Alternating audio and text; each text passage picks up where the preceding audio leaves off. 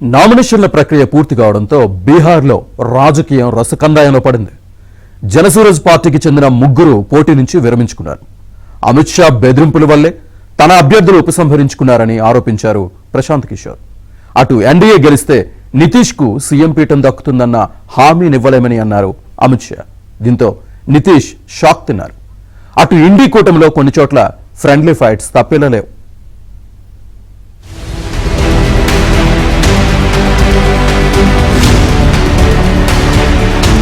బీహార్ వలసలపై ఆధారపడ్డ వెనుకబడ్డ రాష్ట్రం. రాష్ట్రంలో ఉపాధి అవకాశాలు లేక దేశమంతా వలస వెళ్లిపోతున్నారు. ప్రైవేటు రంగంలో అరాకొరా జీతాలతో పనిచేయలేక వేరే ఏ దారి లేక మరికొందరు వ్యాపారాలు చేసుకుని బతకాల్సి వస్తోంది. సంపాదన పెరగాలని, పరిశ్రమలు రావాలని, ఉద్యోగాలు లభించాలని అందరూ కోరుకుంటున్నారు. పెద్ద పరిశ్రమలు రావాలని, తమకు జాబ్స్ కావాలంటున్నారు. నీతి ఆయోగ్ 2022-23 నివేదికలో బీహార్ దేశంలోనే నిరుపేదలు అధికంగా ఉన్న రాష్ట్రంగా నిలిచింది.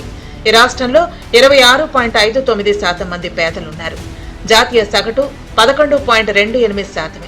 2.97 కోట్ల కుటుంబాల్లో 94 లక్షల కుటుంబాల ఆదాయం నెలకు కేవలం 6,000గా వెల్లడైంది.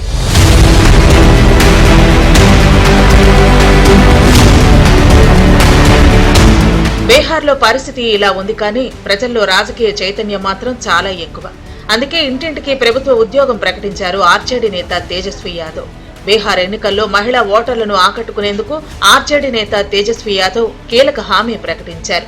ఇండియా కూటమి అధికారంలోకి వస్తే జీవికా దీదీ కమ్యూనిటీ మొబిలైజర్లకు నెలకు 30,000 చొప్పున వేతనం చెల్లిస్తామని తెలిపారు. వారిని పర్మనెంట్ చేస్తామని హామీ ఇచ్చారు.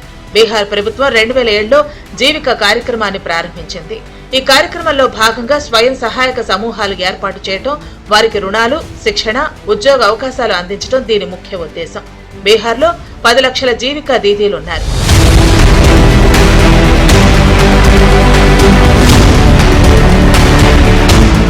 మరోవైపు బీజేపీ బెదిరింపు రాజకీయాలకు పాల్పడుతోందని ఆరోపించారు జనసురాజ్ పార్టీ అధినేత ప్రశాంత్ కిషోర్. బీజేపీ ఒత్తిళ్ల కారణంగానే తాము ముగ్గురు అభ్యర్థులను పోటీ నుంచి విరమింప చేయాల్సి వచ్చిందని చెప్పారు. దానాపూర్, బ్రహ్మంపూర్, గోపాల్గంజ్ సీట్ల నుంచి ఉపసంహరించుకున్నట్లు వెల్లడించారు. ఓటమి భయంతోనే ఎన్డీఏ ప్రతిపక్ష పార్టీల అభ్యర్థులను పోటీ నుంచి తప్పుకోవాలని బెదిరింపులకు గురి చేస్తోందన్నారు. బీహార్లో ప్రజాస్వామ్యం ఖూనీ అవుతోంది. ఇలాంటి పరిణామాలు దేశంలో ఇంతకు ముందన్నడూ జరగలేదన్నారు ప్రశాంత్ కిషోర్. అభ్యర్థులకు ఎన్నికల కమిషన్ తగిన భద్రత కల్పించాలని కోరారు.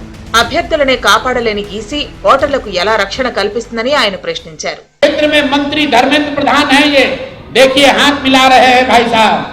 इस डॉक्टर के घर पर बैठ के इसको दबाव देकर जबरदस्ती इनसे चुनाव में इनका नामांकन वापस लिया गया है। मेरे भाई, लोजपा के एक बाहुबली नेता को बचाने के लिए, वहां के एक जनसुराज के सभ्य डॉक्टर के उम्मीदवारी को खत्म कराने के लिए आप इतनी ताकत लगा रहे हैं, तो पूरा बिहार को ये देखने, जानने, समझने की जरूरत है कि जनसुराज के लोग भाग रहे हैं कि यहाँ खुलेआम गुंडागर्दी की जा रही है, लोकतंत्र की हत्या की जा रही है। ప్రశాంత్ కిషోర్ ఆరోపణలను కొట్టిపారేసింది బీజేపీ. ఆయన ఎవరూ పట్టించుకోవడం లేదని, బీజేపీపై ఆరోపణలు గుప్పిస్తున్నారని విరుచుకుపడింది. జనసురాజ్ నేతలు పోటీ నుంచి విరమించుకుంటే తమకేం సంబంధమని చెప్పింది. ఒకవేళ బీహార్ ఎన్నికల్లో మళ్లీ ఎన్డీఏ గెలిచినా ముఖ్యమంత్రి పీఠం ఎవరు అధిష్ఠిస్తారనే విషయంపై క్లారిటీ లేదు. ఎన్డీఏ కూటమిలోని భాగస్వామ్య పార్టీల నుంచి ఎన్నికైన ఎమ్మెల్యేలు ముందుగా తమ తమ పార్టీ నాయకులను ఎన్నుకుంటారు. తర్వాత వారు కలిసి కూర్చుని తదుపరి ప్రభుత్వానికి ఎవరు నాయకత్వం వహించాలో నిర్ణయిస్తారని అమిత్ షా తేల్చి చెప్పారు. అంటే 75 ఏళ్ల వయసున్న నితీష్ సీఎం కాబోరని కొత్త నేత వస్తారన్న ప్రచారం ఊపందుకుంది. అమిత్ షా వ్యాఖ్యలను ప్రతిపక్షాలు తమకు అనుకూలంగా మార్చుకున్నాయి.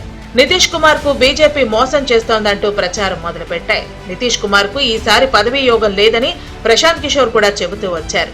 ఎన్నికల్లో జేడీయూకి 25 సీట్లు కూడా రావన్నారు. బీహార్ ఎలక్షన్ బీజేపీకి చాలా కీలకమైపోయింది. ఉత్తర రాష్ట్రం, హిందీ మాట్లాడే రాష్ట్రం.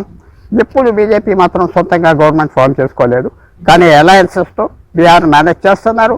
విశేషమైన విరోధీలను కూడా పొలిటికల్గా విరోధంగా ఉన్న వాళ్ళని ఆప్ చేస్తున్నారు బీహార్లో 2005 నుంచి. అలాంటి రాష్ట్రంలో ఇప్పుడు ఓడిపోతే బీజేపీ తప్పకుండా రాబోయే రోజుల్లో ఉత్తరప్రదేశ్ మీద ఇంపాక్ట్ వస్తుంది, మిగతా రాష్ట్రాల మీద వస్తుంది. ఇండియా అలయన్స్కి కొత్త ఎనర్జీ వస్తుంది. నరేంద్ర మోడీ మహారాష్ట్ర, హర్యానా గెలిచారు, అది ప్రజలు మర్చిపోతారు. ఈ ఎలక్షన్ ఏదో రకంగా కనుక బీజేపీ గెలవకపోతే వాళ్ళు అనుకున్న ప్లాన్లు లక్షల కోట్లు ఇన్వెస్ట్ చేశారు. ఈ 5 సంవత్సరాలు బీజేపీ బీహార్లో అవన్నీ వేస్ట్ అయిపోయిందా ఆలోచన వస్తుంది. మైగ్రెంట్స్ వాళ్ళ వ్యూ ఎలాగుంటుంది, వాళ్ళు కోవిడ్లో సఫర్ అవ్వారు, వాళ్ళని సరిగ్గా చూడలేదా బీజేపీ, ఆ జ్ఞాపకాలు ఉంటాయి, ఇవన్నీ ముందరకు వస్తాయి. బీహార్లోని ఎన్డీ కూటమిలో సీట్ల సర్దుబాటు విషయంలో ఏకాభిప్రాయం కుదరలేదు. 8 స్థానాల్లో కాంగ్రెస్, ఆర్జేడీ, వామపక్ష పార్టీలు తమ అభ్యర్థులను ప్రకటించాయి. దీంతో ఆయా స్థానాల మధ్య కూటమి అభ్యర్థుల మధ్య పోటీ నెలకొంది. కాంగ్రెస్ 61 స్థానాల్లో పోటీకి దిగింది. ఆర్జేడీ 143 మంది అభ్యర్థుల పేర్లను ప్రకటించగా సిపిఐ 9, సిపిఎం 4 స్థానాల్లో బరిలోకి దిగాయి. ఒకే స్థానాల్లో అభ్యర్థులను నిలబెట్టడంతో కూటమిలో చీలిక ఏర్పడిందనే వదంతులకు బలం ఏర్పడింది. కూటమి పార్టీలు తమలో తాము పోటీ పడతాయా, సయోధ్య కుదుర్చుకుంటాయా అన్నది తేలాల్సి ఉంది. తాము ప్రకటించిన అభ్యర్థుల స్థానాల నుంచి కూటమిలోని ఇతర పార్టీలు తప్పుకోవాలని ఆర్జేడీ కోరింది. బీహార్లో నవంబర్ 6, 11వ తేదీల్లో అసెంబ్లీ ఎన్నికలు జరగనున్నాయి. నవంబర్ 14న ఓట్ల లెక్కింపు జరగనుంది.